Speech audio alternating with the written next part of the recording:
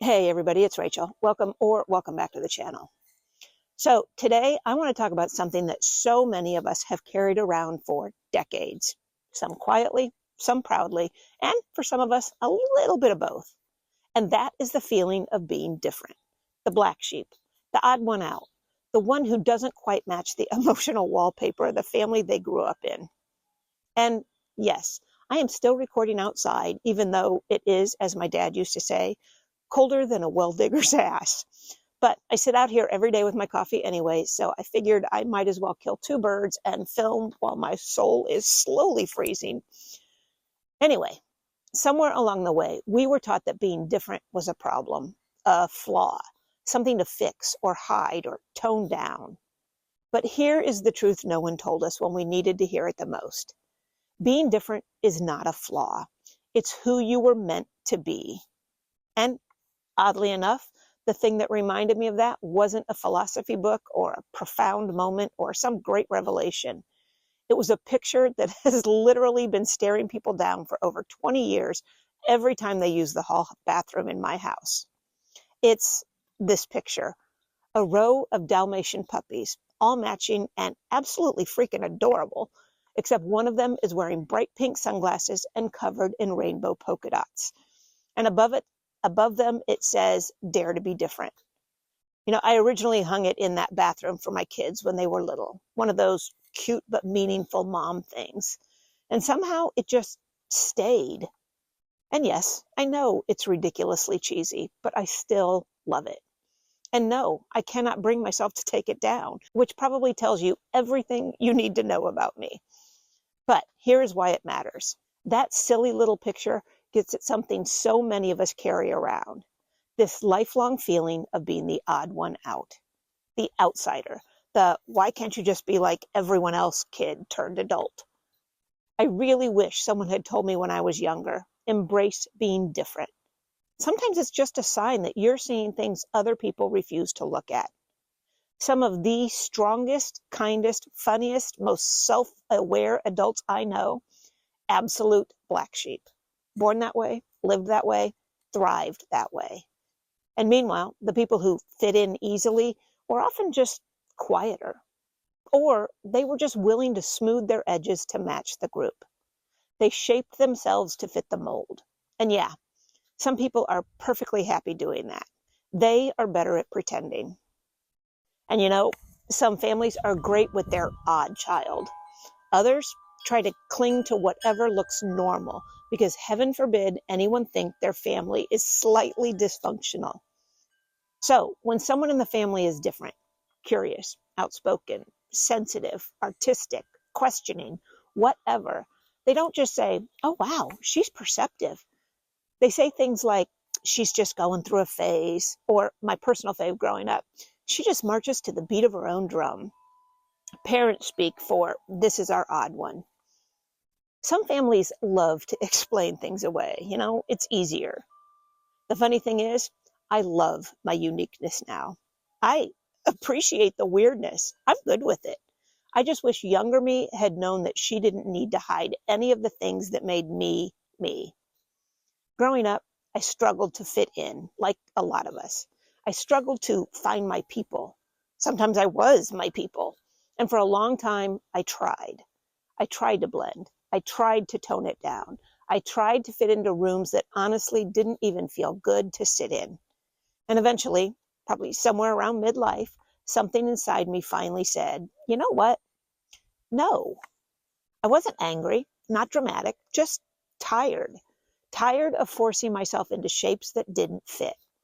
Because here is the wisdom that comes with age, gray hairs, and realizing that life is too short for nonsense. If fitting in requires shrinking, that isn't belonging. It's emotional taxidermy. That's you being mounted on someone else's wall as a cautionary tale. Carl Jung wrote that the second half of life is when we finally become who we truly are, not who we're told to be. And honestly, I think the black sheep are just the ones who figured that out first. Now, I'll borrow my favorite line from the movie Practical Magic. There is a point where Aunt Frances looks at Sally and says, "My darling girl, When are you going to realize that being normal is not necessarily a virtue? It rather denotes a lack of courage. Not a lack of goodness, not a lack of potential, a lack of courage. I felt that, and I want you to hear this part, especially if you're still in the trying to find your people stage, no matter how old you are.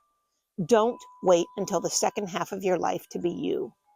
Don't wait until burnout or heartbreak or menopause or retirement or sheer exhaustion gives you permission to be. Be you now. Be the weird dot-covered Dalmatian now. Wear the metaphorical sunglasses now, not someday when you finally stop caring what anyone thinks. Hemingway, who I love, once wrote, "Every man's life ends the same way. It's only the details of how he lived and how he dies that distinguishes one man from another." And good Lord, if that doesn't make you rethink trying to blend in, that is the reason to dare to be different. Your life ends like everyone else's. You don't get to take your reputation with you. You don't get extra points for being easy to manage. And you certainly don't get remembered for how well you blended in. It's the details, the quirks, the perspectives, the courage to stand apart that give your life texture, meaning, shape. The world doesn't need you to be a copy-paste version of anyone. You don't need to match your family or your generation or your job or whatever box someone once put you in. If your life is a story, then the worst possible version is the one where you erase all the interesting parts just to make other people comfortable. The details that matter are the ones that make you unmistakably you. And listen, I get it. Being different can feel lonely. It can feel like showing up to a family reunion and thinking, ah, yes, this is why therapy exists. But let's be honest. Sometimes what we call loneliness isn't loneliness at all. Sometimes it's just contentment, comfort in your own company, peace. There is a huge difference between being alone and being lonely. Being alone is a state. Being lonely is a feeling. And you don't fix either one by conforming. Trust me. You don't need constant external validation to feel comfortable in your own skin. You don't need to match the room to deserve space in it. Be you. The world will adjust, I promise. Black sheep are not broken. They are just the ones who stopped performing. They stopped pretending. They stopped masking. They stopped trying to win over people who weren't meant to understand them. And since we're already giving Hemingway screen time today, he also said, the first draft of anything is shit. He meant writing, obviously, though honestly, it applies to life too. Your first draft of yourself, your 20s, your relationships, your boundaries, your fashion choices in your teens, drafts, all drafts. The whole point is that you get to revise, rewrite, edit with experience, cut the characters who don't belong in the story anymore. So, if you've spent your life feeling different, good. Congratulations. It means you've been paying attention. It means you didn't abandon your instincts. It means you didn't trade your weirdness for approval. And that is a kind of strength that most people never developed. It is never too early or too late to rewrite your draft. Maybe that little Dalmatian with the sunglasses had it right all along.